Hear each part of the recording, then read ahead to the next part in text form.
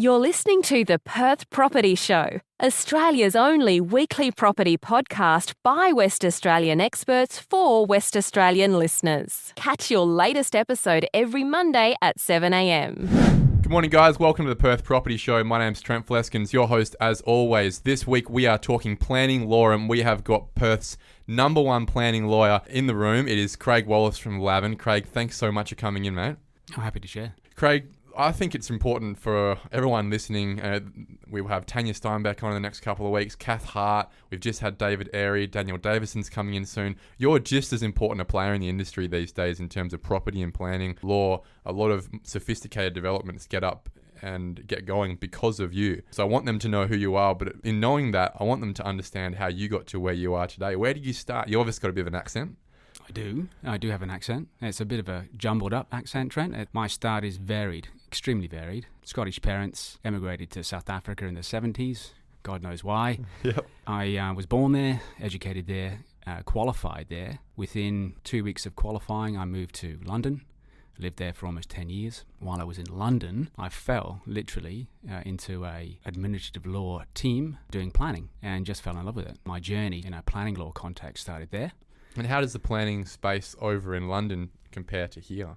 Well, it's very similar, right? So the UK and most common law jurisdictions, including Australia, share a lot of the same mechanics. There's a very common thread between all of them. The only difference is the content that you have to tack on. And planning law is very context specific. So although we have the same mechanics, the content that fills the mechanics are varied from country to country, state to state, local government to local government. Yeah, just like here, obviously, right? Exactly It's a different space. Obviously, the mechanics would work pretty similarly between Western Australia and Victoria, but the content, the way that we classify our zoning, the way we allow people to push forward at different levels of density, obviously have their own mechanisms, but at the end of the day, we're all coming off the same basis, is what you're saying. Exactly right. Look, things like London, I'm not sure if people have seen on YouTube or the videos to see on the TV of, for example, all the way through Belgravia and Mayfair and these sort of places, all the basement levels coming through. I don't know, have you ever seen all that stuff in the last decade or so? The crazy, because obviously you can't build up in London, all the historical heritage buildings. People are building 2, 3, 4 levels down in their basements, putting pools below level. It's amazing to see, right? There's a lot of disputes there. Oh, there are, and before my time, it was an entirely different scenario. So I was in London in the back end of the 2000s into 2010, and in those days, I didn't do one subdivision, not a single one. It was all brownfield town centre regeneration, so it was very different to what you find here. But you're right, the need that arises from an increasing population in a place that is highly constrained in terms of built form, you find that innovation, right? So you find people boarding up hallways to create multiple bedrooms in a Victorian terraces. You find that. So I'm not surprised that that people are going down. The roof extension was a very familiar thing. Into the attic? Into the attic. Yep. It's a very familiar thing. So it's something that I did a lot of when I was in the UK. And if I ever see another dormer window, it's... A Velux window, yeah. No, 100%. But the basement thing it's an innovative thing, but how expensive? Oh, we're talking millions of dollars, right? But this is millions of dollars that would turn a $10 million house into a $20 million townhouse, right? So the numbers in London are just next level, and that's why, look, it wouldn't work here in Western Australia. We don't need it to work in Western Australia, but a place like London, as you said, when you're constrained so much in population and built form height, well, there is only one way to go if you need more space in places like this. We can't just knock down an old terrace block and turn it into a apartment building like you want to be able to do but struggle to do anyway in Western Australia. It's just not going to happen in London. And we move into you move into Perth, I guess. Yeah, I think it was just before 2010. There was significant property constraints at the time, if I recall. Although I do recall landing here and thinking I was coming to a rural backwater from London, and then figuring out pretty quick that in a planning context you're dealing with 2, 3, sometimes 1,000 lot subdivisions, and I couldn't quite believe it when I first saw it. So the scale of development at the time was something to behold. Falling into town planning in Perth was an easy thing. It just it took a little bit of a change of tack in relation to, instead of thinking about brownfield sites, constrained sites, contaminated sites, you're looking at pristine, environmentally sensitive considerations as a consequence. So it was very different. Good segue into what it is you do every day now. The first question I guess we need to ask is, why do we need a planning lawyer, right? We've got planning consultants. We've had Bianca Sandri in from Urbanista talking on the podcast before about SAT and JDAP and how planning consultants will generally help us with anything above a triplex, getting that through council. Yeah. You're the next level, right? My understanding from my side is, as an extension of planning consultants, you have planning lawyers that really take it to the next level of the service you need to help get things through planning. Next level is quite generous. It's another level. It's not. I don't think it's better, higher. And I say that with respect to lawyers, but to everybody else that's in this industry, right? So we are consultants fundamentally, and consultants that try and do things that we have experience in, that we love. What we do, however, is see opportunity in words, if that makes sense, right? So our training teaches us how to effectively interrogate words, what they mean. Planning frameworks, statutes, how they derived, how they should be interpreted, how terms should be defined, things like that. So we look at the words, see the opportunity in the words, and then understand two things. One, risk is can we get this approved? Can we get it approved? And reward. So there's a value proposition. Can we maximise our outcomes? Yeah, so there's a value proposition in what we do. So from an initial perspective, what a planning lawyer would do is effectively interrogate words in a way that might give a client, a developer, a planning consultant some comfort in relation to the approach they take initially. Secondly, maybe defending that approach with initial decision makers, local governments, JDAPs, and potentially taking it on appeal in scenarios that it warrants that, right? So we do that, but we're also advocates in the context of being able to deliver a message, sell the opportunity, and sales is a hard word, but and generally speaking, it shouldn't be what lawyers do, but quite often it's the case when you have a limited amount of time, the opportunity to effectively ventilate the reasons and the justification for the opportunity that you're wanting a decision maker to understand. It helps if you have somebody that's comfortable doing that, and invariably there are lawyers out there that are more comfortable than others doing it. The way that it was explained to me when Bianca first introduced me to you many months ago was that we're going to need some heavy hitters in the room for this one, Trent. We need someone who can very effectively argue our position at JDAP. We're going to need someone who is going to be able to sell this project, not from a design perspective, but from a planning perspective, to be able to convince the JDAP that this is something that can be approved within their discretion. And that's where I think, especially on the larger projects, I'm assuming you're much more involved in medium to large size projects rather than the smaller projects. Because one, it's pretty hard to afford a planning lawyer when you're doing a triplex and to justify that. That's pretty obvious, right? Mm-hmm. And the larger it gets, the more complex it gets, the more of a coherent argument needs to be put together towards whoever the stakeholder is, JDAP, SAT, these places, to be able to explain to them why this project should be approved and can be approved. Yeah. And I think sometimes what most decision makers are looking for is an understanding that they can do. They can make it a decision in a particular way and make that decision in a way that means they can't be challenged or challenge is unlikely, right? So that's an important thing for us to do. So in terms of what we do, we can do that. We try to do that. If we don't do that, then we pretty much failed. Mm. All lawyers, however, are consultants. We're consultants, and we are effectively beholden to the value proposition. If it doesn't make sense from a value proposition to incur a significant fee, then you don't need it. So the reward has to justify the means. So well, that's with any consultant, right? Exactly right. Now, I've seen you operate in advocacy for childcare centre developers, for apartment developers, for land developers.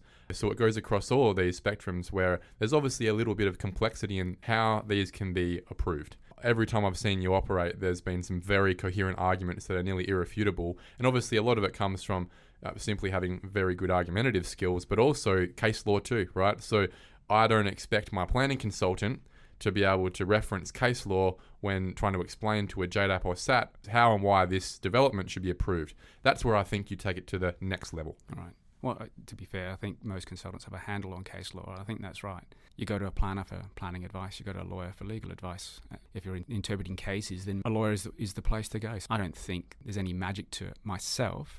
However, there may be something to that. I would argue with you, Craig, that there's certainly another level that comes in here when we're looking at a childcare centre, and there is a framework from planning that the city planners have decided that this box is a green, this box is a red, this box is a green, and this is a red, and because of that, we're actually in the mind to recommend refusal. Yeah. Well, you then can't really refute that from a planning consultant perspective, but you can get your planning lawyer in to go, actually, based on these cases and based on this experience, there's no reason why the JDAP cannot recommend approval today, for example. And that's something that I only see someone at your level providing those services for, that I want everyone listening today to understand that if you're not getting the outcomes, or it's not an outcome that seems to be available through a planning consultant, or just on your own spinning wheels in your own silo, that there is an avenue here to talk to very experienced people in the planning law side, because everything, as you said, the fundamentals of all this comes back down to law.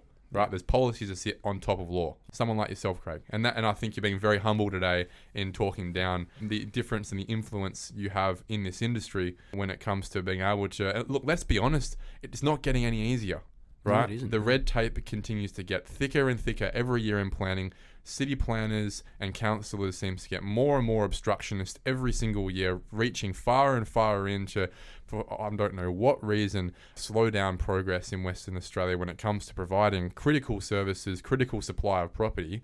And if we don't have our own heavy hitters, our own heavyweights in the room, sometimes there is just no hope at all in getting these approved. And I think you have been the difference for a lot of projects that I have watched both closely and from afar. You get over the line. I'm pleased to hear you say that. Most of my firm were pleased to hear you say that too, Trent. But there's one of the things that I think makes a difference. And as you were talking, I was just thinking about the magic that is planning law, because planning law is just words on a page, right? So you've got statutes, you've got planning frameworks, words on a page.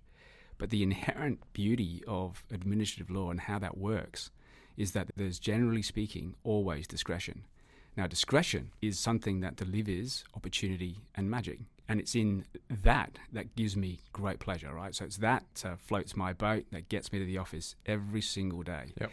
And it's in that I find the drive to try and deliver outcomes, right? So when you're talking about a specific project, a piece of work, or a piece of advocacy, or whatever it is, one of the things that rolls through my mind is the available discretion in the words, and trying to convince somebody else, a local government decision maker, that's the right thing to do. And when you get that right thing, man alive, it gives you such pleasure to see it actually built and constructed. My children, I have a running joke about me driving around this town, pointing out all the things that I may have had some involvement in. Well, this is where I'm going to, right? As a developer, I can clearly drive around town and say, I developed that, right? As a planning consultant, they can say, I helped get that through. And the same thing as a planning lawyer, the influence that you have on some significant projects. Now, I think the easiest one to talk to, I think everyone is going to see this come up in the next few years. Tim Gurner has bought this site, is getting this developed in conjunction with the Costa Group. Bianca Sandry was involved in this. Lavan was involved in this. It's the Challingworth site there where Bentley is on Stirling Highway. That property there, look, it had a significant zoning potential in the first place. But I'm pretty sure that you guys were able to get that approved for an extra, 5 or so stories? The value created in that for the developer from a financial perspective is obvious. But on top of that, outside of the spectrum of the planning framework, the value created to all of the public for future supply of apartments that the planning framework didn't really allow for, I think we're all going to be thankful for in years to come, when we're still way behind on our supply of infill product. That difference was the planning side, right? You're absolutely right. And I think that's one of my inherent frustrations about decisions that are too conservative, right? So what are the things that we try and do? I know we try, as planning consultants, developers, think about discretion in terms of maximising opportunity. And most of the time, the opportunity is considered to be financial or profit. But it's not really, right?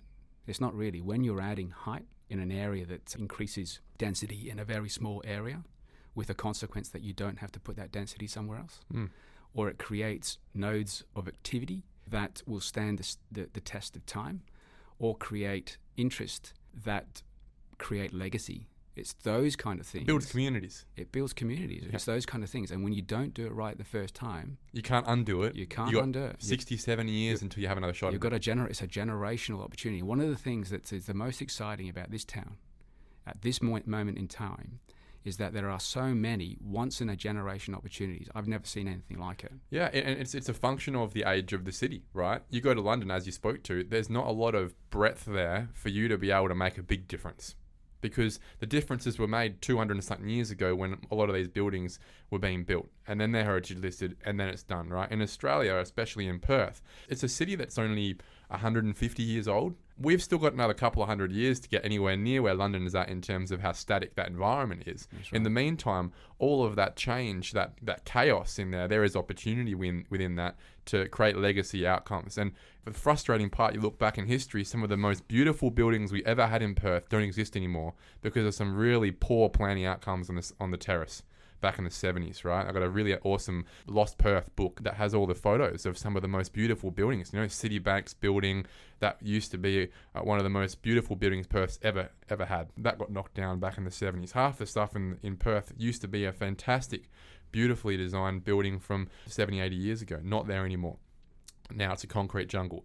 We have an opportunity in these times now moving forward with a lot of the rezoning, a lot of the urban infill, to create new legacy items that will be around for 100 years that then get heritage listed because they're too beautiful to cut down. And that is the opportunity within the planning law framework, within the grey area, the interpretation that you speak to seek discretion to create things that people can be proud of one day and not just run-of-the-mill stock. You're absolutely right. And my office opens out to Elizabeth Quay, right? Which some might say could have been bigger, could have been better. But I look across at the Ritz Hotel and the apartment next door to it. It changes. I don't know, you may not have noticed this, but it changes colour. Yeah, it does, yeah, with the bronze in it, yeah. And at various times of the day and into the evening, it is one of the most spectacular buildings. I mean, I can sometimes find myself staring at it for hours. Or maybe not hours, maybe in 6-minute units. Yes. But so you charge yourself to. Yeah, exactly right. But it's also one of those buildings that you go across the river into South Perth, and there in South Perth is the best view in this state. Yeah. Right, looking across at Elizabeth Quay, it's something special, and it was the courage to do that first up, but also in terms of the design, I think there was definite innovation in relation to that particular building. But you can see the appetite to do that everywhere. Well, let's talk about appetite, right? And these are the sort of buildings where they would qualify for the State Development Assessment Unit. It's a new unit that Rita Saffield has brought in to, in my opinion, to essentially just go, I am sick of local governments. Even the JDAP's giving me the shits at the moment. For projects that are significant enough, I'm just going to make a call on this. I'm sick of it. Or at least there's a panel that I've appointed that's going to make a call on this and start getting some progress through. Below that level, and look, and that's all well and good for your Civic Hearts and your Finney Group level developments, right? But below that level, there's a lot of projects that struggle on a daily basis through the JDAP process, trying to avoid SAT, and then get to SAT and spend tens of thousands of dollars on everyone's time trying to get something approved that in most other cities around the world would not have any contention. And most of it, I guess, is something to do with either traffic or height, something like that, right? Can you talk us through some anecdotes you had where people, I assume, would find just extremely interesting? You know, we've seen projects like Yellow, for example, go through the absolute ringer over the last 4 or 5 years. A lot of very intent views on both sides of the equation. I think that's a great one to start with. I'm sure you've got another couple of stories to tell us. Well, in terms of anecdotes, I think I might just go back to the SDAU and the reason for it and planning reform. I wouldn't couch the creation of those mechanisms lightly, right? So they're not responses to as extreme as the ones that you've identified, and I say that with respect, Trent. The SDAU in particular was a COVID response. It was a COVID response that figured out that the traditional JDAP environment may not deliver the outcomes that the state needed at a very, very difficult time and needed to be dealt with in a quicker way. The beauty of the SDAU process is that what it did was create greater discretion outside of planning frameworks through the inherent power that the WAPC has, right? So there was an inherent genius in relation to that at the SDAU process. And it's not only state significant developments that were approved through that process. There were some others that were smaller. Anything scale. over 20 mil? Yeah, so it's 20 mils doesn't buy you a lot in the state it doesn't, these days, right? So it's so that's that. JDAP was a response, a planning reform response to projects being refused at local government level through political considerations. Childcare centres, for example, right? Childcare, a whole heap of things. Height was a major contention in the western suburbs, and planning tries to deliver things with good sense and technical input And unfortunately, sometimes that means you colour pieces of land that have historically not had that colour on them, right? So Netherlands is a case in point. When you're upcoding significant parts of Netherlands that have historically been R10. 1,000 square metre blocks with a potential to stick 6, 7, 8 apartments on them now, that creates some angst and anxiety. And if we hadn't had JDAPs or a mechanism to unlock the politics of local government, we would have some difficulty. Now, you'd have zonings that can never get fulfilled. Well, that's exactly it. And hence the planning only works if the planning frameworks can be realised. If they can't be realised through decision making, there's no point in having them. Yeah, and obviously a lot of situations there where, see a Joondalup, for example, they've got density framework across the city, and then because the councillors weren't very happy with the outcomes, instead of going back to WAPC asking for a new plan of where everything's going to be, essentially just roll through a policy that backdoors their own intent to kill the density codes in the meantime. It's just ridiculous, the level of involvement that politics has these days on planning. Yeah, and you speak about the yellow site. That was an interesting one and a very difficult one from a developer's perspective. A novel site, one that had an interesting zoning, one that could be developed and was supported predominantly from a land use perspective by the local government. And the local government officer level didn't really have too much difficulty with the density, plot ratio, height aspect, although there was some work to do there. But the community outcry there was insane. It was interesting, and there was certainly some interesting moments at site visits when you're talking about communities and their homes. I don't sweat communities taking a stand. I think it's important.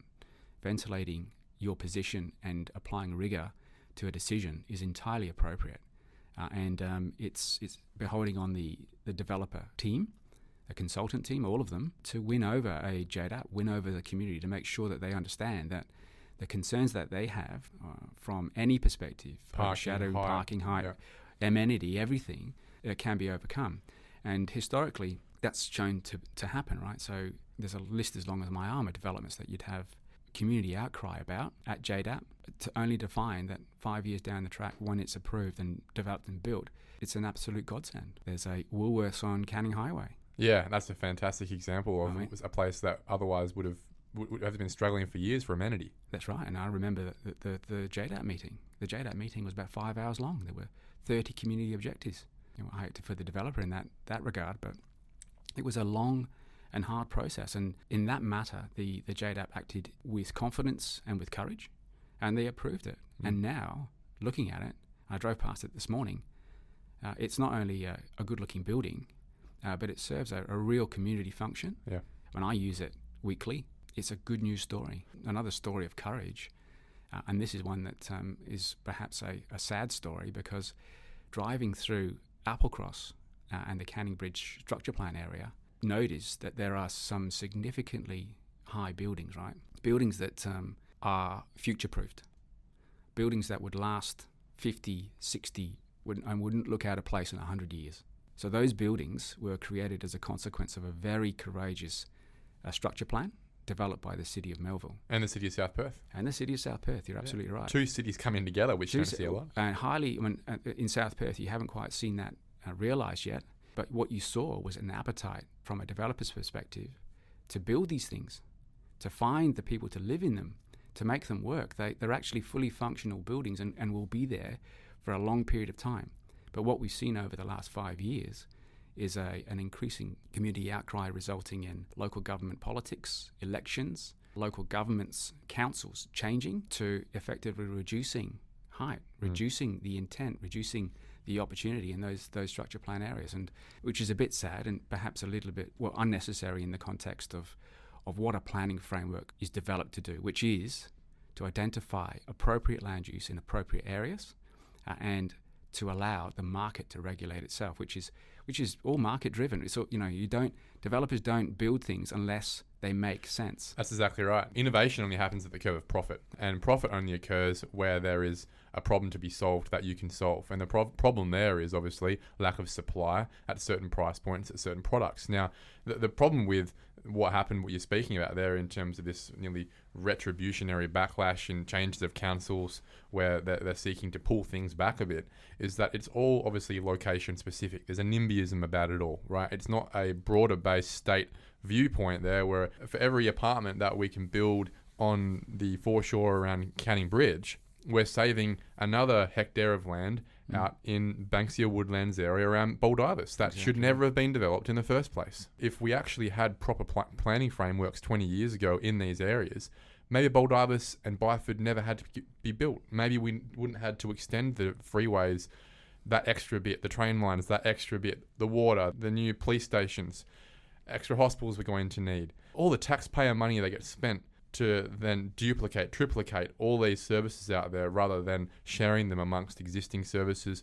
Maybe Mount Lawley and Leederville and Vic Park to a lesser extent wouldn't have died over the last 5-6 years and have to now resurge because there would have been critical mass of population in these areas based on the density of living, like every other city around the world. It's not a good thing that we are the longest city in the world, is it? You don't want to be an outlier like that. It's not a good thing, no. But, I mean, it's created a whole heap of opportunity for us all, and it is what it is. And that's driven by a planning framework idea that is over 50 years old, right? So the views in relation to why that happened or should have happened may have changed, but I think it's definitely the view now that we need to think about density, people living together, and the consequence of that. Reducing things like cars. There's a whole heap of things that may need to happen, and I'm not here to foretell the future, but we'd be missing a trick if we didn't help as consultants, as developers, in pushing the innovation envelope. And it all starts with planning. Yeah. Not needing cars comes from having density and comes from having enough people to support transport nodes that are good enough to not need cars, as an example. Even transitioning into electric vehicles, for example. Well, you only can do that when you've got the right facilities from a planning and design perspective to be able to allow people to charge their cars overnight, all these things. So all this stuff is going to be more complexity that we're going to need more support from planning law perspective, in my opinion, as it all starts to roll through. This is not novel, right? 20 years ago, when I was working in the London Borough of Wandsworth or the London Borough of Waltham Forest, both fairly obscure local government areas inside of the M25, in every single one of those, I recall a car-free development, i.e. you couldn't have a car if you wanted to live there. Wow. And the parking was restricted on the street to stop you from doing it. Don't you find that interesting, though, that it's exact opposite here, where you must provide enough car parking to keep them off the street, as if it's just a given that people are going to have cars, you must retain all parking and provide 20 parking bays for X amount of people. Complete antithesis, right? And even I recall negotiating car share arrangements before Uber, where you'd have a car that people in the building could share. 20 years ago. 20 years ago. These are not new ideas. It feels like they are to us. We're not even there yet. And that's the point, is that it's quite ironic that you look at planning law here and it talks to minimizing height, or having height. You absolutely have to cut your left hand off to get an extra meter of height, or to have a couple of less bays for parking, for example. Whereas there are other parts around the world that are saying, well, look, make it as high as you can because you're saving land out in the bush. Or no, the less car spaces, the better. We want to push people to not be able to have cars when they move in here, and we want them to get on their bicycles. We want them to get on their electric scooters, get on the tram, all these things, right? And it's the exact opposite here. I find that fascinating how the logic is so flipped on its head. I think there's a logic in learning lessons from others, right? Well, your elders, and in a planning space, places like London, London, they're our Europe. grandparents. Well, yeah, and there is an inherent amenity in apartment living, right? So Spain, Barcelona, my brother-in-law lives in Spain. He lives in an apartment. It's got swimming pools, it's got green spaces, he's got 3 levels in his apartment. But it's an apartment. There are 80 of them. People don't miss the amenity. They have everything they need. There's lots of space. There's less cars on the road. It's normal. People actually aspire to that kind of thing. It's exactly where Vancouver went. There was a study done about how Perth and Vancouver were in the same space about 50 years ago, and Vancouver's gone down the path of less freeways, less cars, and more green space, and Perth's gone the other way. And it's so obvious when you compare the two cities. Can I move to a brand new topic? SAT. Explain to me how the process works, why you would get to a SAT tribunal, how you would try and avoid that, and how a planning lawyer is involved practically on a daily basis in helping to prepare and win a case at SAT. Why do we get to that point in the first place? Is it always because we're trying to get something through that shouldn't be approved? No, that's not right. The SAT process is effectively the mechanic that's set out in the back of the Planning Act, right? So as part of the planning process, there's a mechanism for creating planning documents, a mechanism for decision making at a local government JDAP level, and there's also, right at the back, a review right, an opportunity for a developer to challenge a decision made. It's part of the process. That part of the process then goes to the tribunal. In my view, it doesn't make it harder. It's not antagonistic. It's not intended to be that. It's part of the process. In terms of that process, it's not one that's the sole remit of lawyers, not at all. You don't need a lawyer to go to SAT and be properly represented? You do not need a lawyer to be properly represented in the tribunal. And I say that with some reservation, because there are missed opportunities if you don't have the appropriate tools. And I'll explain. In the context of the tribunal is set up with an inherent desire to resolve disputes in an alternative way without the need for a hearing. So they've reduced all formality. They've taken most procedure out. You don't need to stand. The levels of formality that you see in a Supreme Court or a District Court or a Magistrates Court wouldn't be found in It's more accessible to your everyman. Exactly right. Yep. But one of the key functions of the tribunal is introducing mediation or compulsory conferences. And how does that work? So a mediation compulsory conference is a tool that is facilitated by a member. It's confidential. It's without prejudice. It puts the parties together in a room.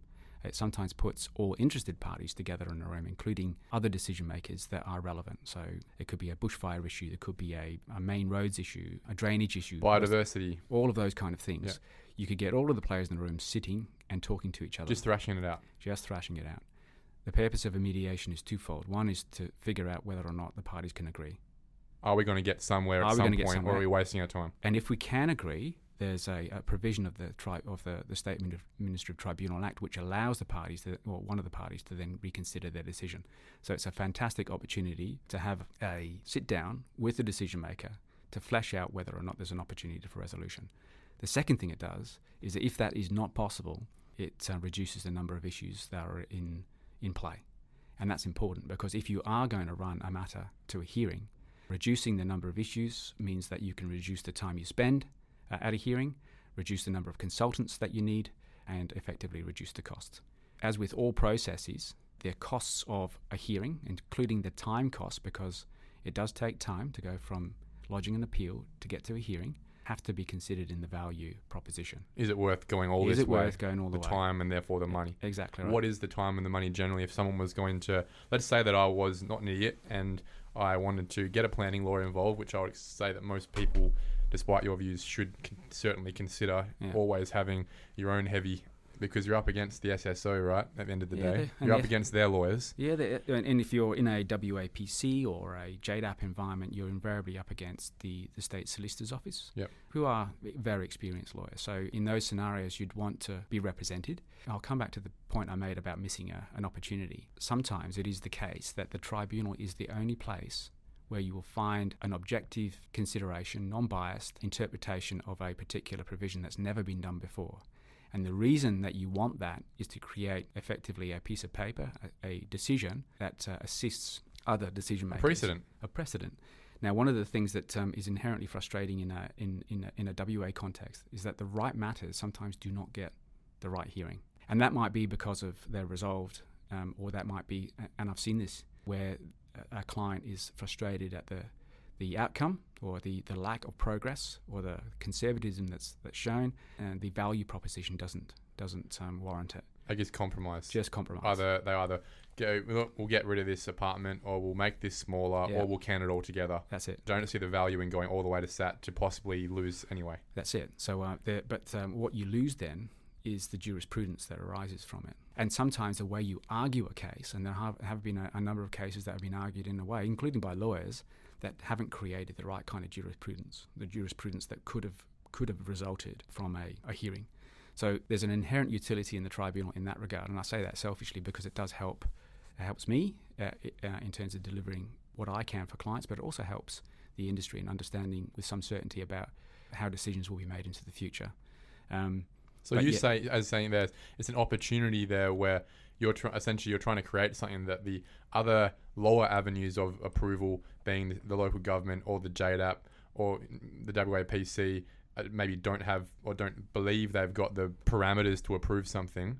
that you believe inherently should be approved, but there is no precedent for approval, you can go to SAT, and hopefully this one person making the decision is on your side. That's right, and that's the magic. Coming back to the magic of discretion, right? Discretion is in the words. So the words create the opportunity. How the words are interpreted is important because it guides future decision making. And you will find that you will have conservative decisions and you will have decisions that create opportunity. What that does is creates a decision for the person that you are advocating to at a particular point in time. So they can choose the conservative or they can choose the innovative or the optimistic, right? But you can tell them with some comfort that that's been done before. If you did it now, you're doing the right thing. Yeah. I just need you to be courageous. There's courage on both sides. There's courage for the decision maker, but there's also a lot of courage for the applicant, the developer. Yeah. Because as the developer, when you make that decision, if you're not getting the outcome you need from a JDAP or a city, then it is a significant time and cost, as we said, imposition to get it properly to SAT, to then have a single person hopefully wake up on the right side of the bed that day and decide that they're going to be brave today. That's right. But the process itself, in terms of the process of getting to a hearing, how you programming in terms of setting up your experts and what they say, and experts are independent in the tribunal, there is an opportunity to understand the merits proposition. So even if you took a highly conservative view about everybody who would make a decision, you'd still know whether or not there was some risk and whether or not the reward was worth it. It sounds like most people would still avoid this avenue, right? When you think about Yellow as a case there, they were in mediation for a couple of years there, trying to continually avoid a SAT decision, which is, I guess, a final decision that it's hard. Obviously, you can't really repeal back, from my understanding. They spent a couple of years there mediating with the JDAP members to finally get an outcome. And the irony of it was, when I look at the plans, not much seemed to change from the start to the end, where it was eventually approved. I mean, that was a hard process. And in terms of the justifications, I think there was some serious thought given by both sides, the respondent and the applicant, to the alternatives and the changes. And I think what you might not see in the plans is the justification that lay behind it, right? There was a lot of work done from a consultant's perspective to justify those plans and the changes to those plans. And the key to Yellow was the change of the use that was causing the concern, which is the car parking concern. So as soon as it changed from a cafe to an office, it changed the dynamics. How many people were going to be rocking up with a car? That's right. And once it changed that, everything else was easy. But the unfortunate thing was, and this is what the developer, and I don't know if this is plain from your reading of it, but the developer in that regard was trying to maintain the existing cafe. Well, of course. It's probably the most popular cafe in Western Australia. Over multiple mediations, over multiple reconsiderations, trying to justify why it could work. The concerns in relation to car parking wouldn't resolve, and the only way to fix it was to change the use such that there would be no car parking in the street. Yeah. And it was as simple as changing the use. I find that ironic, because at the end of the day, that cafe exists in situ. Yes. It has significant parking issues already. Yes. People, including myself, have parked 2 blocks up in front of someone's house to go get a smoothie from that cafe in the first place, yet no one does anything about it now. Second, you want to put an application to throw some apartments on top of that existing cafe, essentially, with the same custom. Now it's a problem. And that's what I find totally difficult, is that I think what the respondents or what the opponents of this application were really doing is sitting in front of that as a cover for really just not wanting anyone blocking their view. Yeah, no comment. But you're from a planning framework, you have to deal with the planning objections that are put in front of you, whether you believe that they're genuine or not. And that's it. And I think one of the things, it was an easy solution. And unfortunately, the developer didn't want to make that easy solution. No. And trying to do the best. And tried really hard not to. Yeah. It was there was an inherent irony in the outcome, right? It'll be a worse off outcome for the community. We want the cafe. We don't want the cafe. Exactly. Yeah. Craig, look, it's been a fantastic chat. I really appreciate some of those anecdotes and the colour you've added to the process of not only what it takes or why you would need or not need a planning lawyer, but also what it takes to, I guess, bring something to a SAT and a JDAP hearing and the support you need. And from my perspective, from everyone listening today, if you're doing anything at a level of complexity, from a fuel station, a childcare centre, to apartments that will have any objection from a community perspective, and you need support from a planning side of things to actually justify what you're trying to achieve. And this is obviously quite sophisticated development we're talking here, where there are significant costs already, there are significant profits if you can get this through, and then you're going to need some heavy hitters. My personal view is you're going to need a planning lawyer, and there isn't anyone better in this state than Craig Wallace. And I know that he wouldn't feel very comfortable with me saying that, given how humble you are, Craig, but there's a reason I've got you in today, and a very big thank you for having you in and sharing your time, which I know is very precious with the thousands of people listening. So thank you. Thank you, Trent. Thank you for listening to another episode of the Perth Property Show. If you've only just joined the conversation, you can catch up by heading over to our website, perthpropertyshow.com.au, subscribing to the podcast, or joining our Facebook page. Don't forget to tune in next Monday at 7 a.m. for more expert insights, local analysis, and suburb spotlights. Happy hunting!